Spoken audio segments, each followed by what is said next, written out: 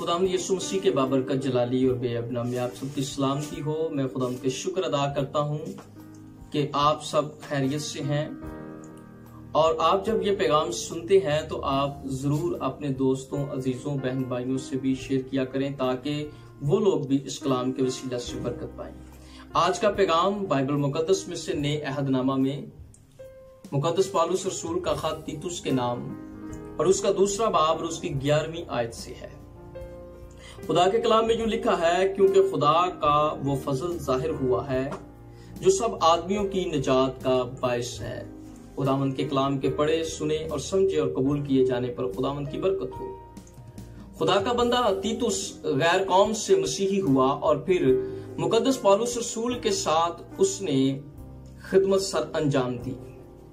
और खुदा का बंदा पौलुस रसूल जो है वो मुकद्दस तीतुस को जब वो क्रीते के अंदर पासबानी खिदमत सर अंजाम दे रहा था तो ये खत लिखा। और इस खत के 3 बड़े जो है वो मजमून है और वो ये है कि पहली बात कि कलीसिया के कायदीन का किरदार कैसा होना चाहिए, और दूसरा मशवरा मुकद्दस पौलुस रसूल मुकद्दस तीतुस को ये देता है कि मुख्तलिफ ग्रोहों में कैसे तालीम देनी है, और तीसरी बात कि मसीही चाल चलन कैसा होना चाहिए। लेकिन आज जिस पर हम बात करने वाले हैं वो खुदा का फजल है, क्योंकि खुदा का वो फजल जो जाहिर हुआ है। फजल क्या है? फजल अरबी जुबान का लफ्ज है और इसके लुग़वी मानी बरतरी, बढ़ाई, लियाकत, रहमो करम, बढ़ चढ़कर रहमो करम का होना, मेहरबानी, अनायत, करम, अफजूनी, ज्यादा होना, एहसान के हैं। और इंग्लिश में भी इसके लिए बहुत सारे अल्फाज इस्तेमाल होते हैं, excellence, reward, lucky, grace, favour. लेकिन इब्रानी जुबान के अंदर ये लफ्ज खैन इस्तेमाल हुआ है जिसके मानी अनमेरिटेड फेवर है, यानी बेहिसाब खुदा का एहसान। और अहदे अतीक के अंदर पुराने अहदनामा में ये लफ्ज तकरीबन 70 मर्तबा इस्तेमाल हुआ है। मसलन मकबूल होना, रहमो करम, इज्जत, मेहरबानी, अजीज, जीनत या ग्रां बहा वगैरह ये लफ्ज पुराने अहदनामा के अंदर फजल के लिए इस्तेमाल हुए हैं। और नए अहदनामा की तालीम ही फजल नहीं है, बल्कि पुराने अहदनामा में भी हम देखते हैं कि ये मौजूद है और बुनियाद है। और पुराने अहदनामा में जब इंसान की मकबूलियत जो है उसका जिक्र आता है तो ये भी फजल है खुदा का। बरकत खुदा का फजल, जान बख्शी खुदा का फजल, और खुदा का चुनाव जो है ये भी पुराने अहदनामा में खुदा का फजल है। और इसी तरह खुदा का कहर की जगह शफकत और रहम को नाज़िल करना जो है ये खुदा का फजल है। और नए अहदनामा के अंदर तकरीबन 150 मरतबा ये लफ्ज इस्तेमाल हुआ है। तकरीबन 100 मरतबा पौलुस रसूल ने अपने खतूत में लफ्ज फजल को इस्तेमाल किया है। और अहद जदीद में इसके मानी मुख्तलिफ हैं और इनके मफहूम भी बड़े वसी हैं। अहद जदीद यानी नए अहदनामा के अंदर जब हम लफ्ज फजल पढ़ते हैं तो इसके लिए जो लफ्ज खैरिस इस्तेमाल हुआ है ग्रीक का या यूनानी लफ्ज, उसका मतलब ग्रेस है। और फजल के लिए मकबूलियत लफ्ज भी इस्तेमाल हुआ जो कि मुकद्दस लूका की अंजील उसके दूसरे बाब और उसकी 52 आयत के अंदर है कि उसने इख्तियार वालों को गिरा दिया और पस्त हालों को बुलंद किया। यानी पस्त हाल को बुलंद करना जो है, मकबूल करना जो है, वो खुदा की क्या है? मकबूल, ये खुदा की तरफ से मकबूलियत है।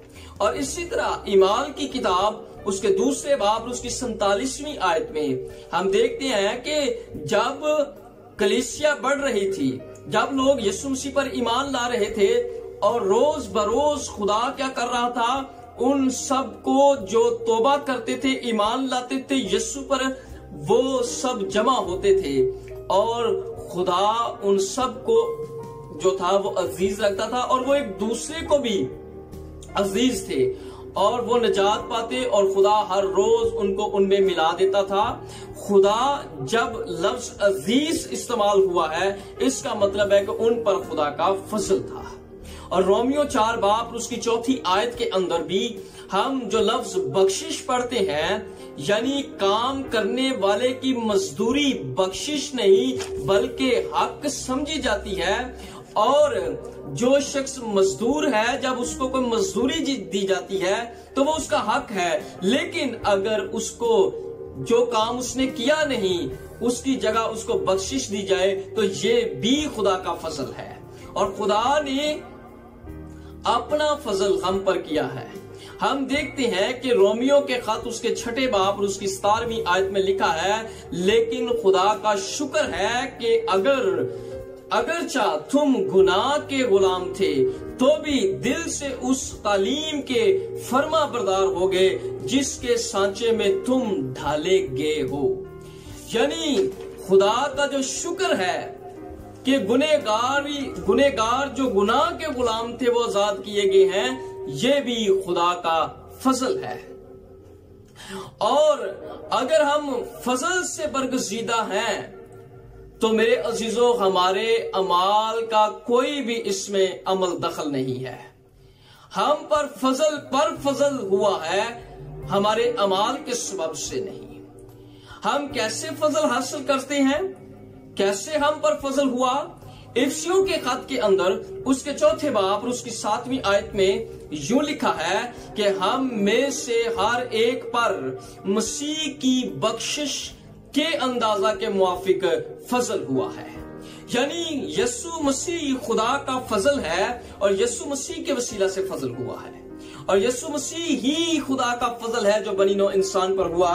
और हमने आयत में यही पढ़ा है, क्योंकि खुदा का फजल जाहिर हुआ।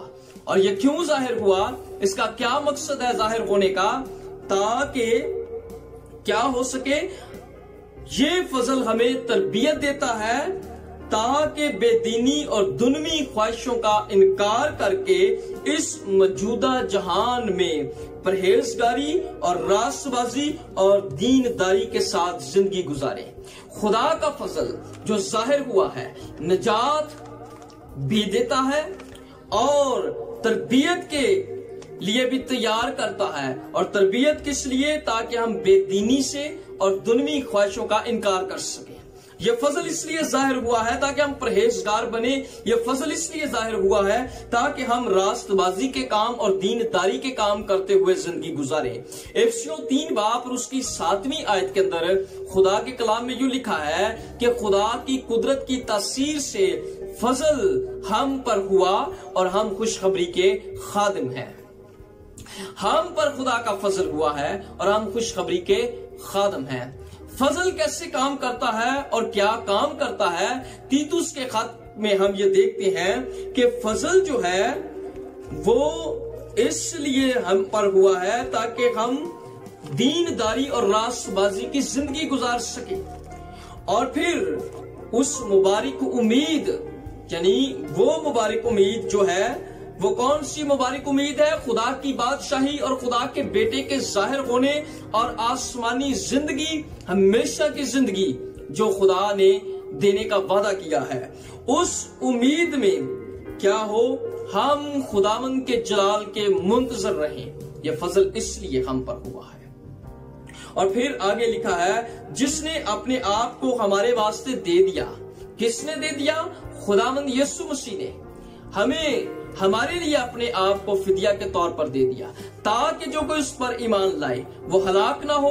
अपने गुनाहों का इकरार करके, अपनी गलतियों का इकरार करके, अपनी खताओं का इकरार करके, खुदा के बर्रे पर ईमान लाकर, उसकी सलीबी मौत पर ईमान लाकर, उसके फिदिये पर ईमान लाकर हम उस फजल में जिंदगी गुजार सकें जो खुदा का फजल जाहिर हुआ है। अब उसने फिदिया दिया है तो उसने हमें बेदीनी से छुड़ाया है। और फिर पाक करके खास मलकियत के लिए अपनी उम्मत बनाकर इसलिए उम्मत बनाया है ताकि हम नेक कामों में सरगर्म रहें। हम खुदा का शुक्र अदा करते हैं कि खुदा के खादम, खुदा के बेटे, खुदा के मुहैया किया गया जो बर्रा है उसके फिदिया के सबब से हम जो हैं वो खुदा की मलकियत हैं।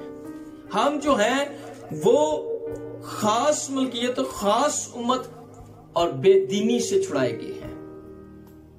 और मुकद्दस पौलुस रसूल के खतूत में फजल और इत्मीनान के लिए हमें दुआ मिलती है। जब भी उसने खत लिखा उसने फजल और इत्मीनान का जिक्र किया कि तुम पर फजल और इत्मीनान होता रहे। पहले फजल पर फिर इत्मीनान पर उसने जोर दिया है। ईमानदार को फजल को समझने की जरूरत है कि फजल क्या है, और ये बेहद जरूरी है कि हम खुदा के फजल को समझें। खुदा का फजल जो है उसके सबब से हमें इत्मीनान हासिल होता है। खुदा के फजल से हम नेकी के कामों में सरगर्म होते हैं। खुदा के फजल से हम खुदा की मलकियत ठहरते हैं और खुदा के फजल के सबब से हम जो है वो रास्तबाजी की जिंदगी गुजार सकते हैं। और खुदा ही के फजल के सबब से हम बेदीनी और दुनियावी और जो नफसानी ख्वाहिशें हैं उनसे छूटकर अपने जिंदा खुदा को जलाल दे सकते हैं। फजल को समझेंगे तो हम मकबूल होने को भी समझेंगे। फजल को समझेंगे तो हम अपनी हैसियत खुदा में समझेंगे। फजल को समझेंगे तो हम अपने इख्तियार को खुदा में समझेंगे। फजल को समझेंगे तो हम कितने ग्रां कदर है खुदा की नजर में इस बात को समझेंगे। और हम खुदा का शुक्र अदा करते हैं कि जब हम खुदा यीशु मसीह पर ईमान लाते हैं तो खुदा का फजल हम पर जाहिर होता है। यूहन्ना की अंजील उसके पहले बाब और उसकी वहां पर लिखा है, इसलिए कि शरीयत मूसा की मार्फत दी गई मगर फजल और सच्चाई यीशु मसीह की मार्फत पहुंची। 16वीं आयत में हम देखते हैं कि लिखा है, क्योंकि उस मामूरी में से हम सब ने पाया, यानी फजल पर फजल। खुदावन का फजल और आपके लिए मौजूद है। ईमानदारों के लिए भी खुदा का फजल है और गैर ईमानदारों के लिए भी खुदा का फजल है। और ये खुदा का फजल जो जाहिर हुआ ताकि वो नजात का बायस बने, वो यीशु मसीह है। उस पर ईमान लाएं। अगर आप अफजूनी चाहते हैं, अगर आप खुदा के रहमो करम को बढ़ चढ़ कर अपनी जिंदगी में देखना चाहते हैं, अगर आप खुदा की अनायत को देखना चाहते हैं, अगर आप अपनी जिंदगी में मकबूलियत देखना चाहते हैं, खुशहाली देखना चाहते हैं, तो खुदा का फजल जो जाहिर हुआ है वो मसीह है। उस पर ईमान लाएं, उसको अपना शख्सी निजात दहिंदा कबूल करें और उसको अपनी जिंदगी का मालिक कबूल करें। अपने गुनाहों को तर्क करें, अपनी गलतियों खताओं को तर्क करें, क्योंकि उसने फिदिया देकर हमें बेदीनी से छुड़ाया है और खुदा की खास मलकियत बना दिया है।